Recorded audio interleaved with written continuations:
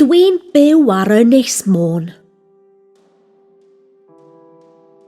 Dwi wedi gweithio efo fy ffrindiau i adeiladu'r siambr gladdu newydd yma.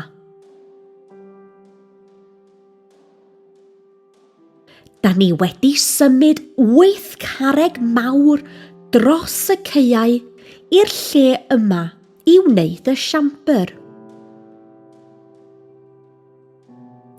Da ni wedi codi'r 8 carreg mawr i sefyll mewn cylch.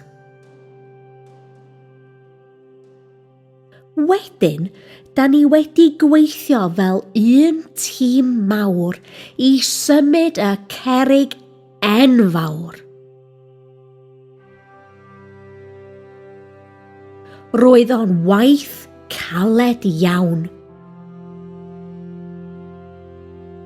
Da ni wedi symud carreg enfawr dros y caeau ac yna codi hi ar ben yr 8 carreg mewn cylch. Roedd hi'n anodd iawn. Rwan mae to ar y siambr ac mae o'n barod i'w ddefnyddio.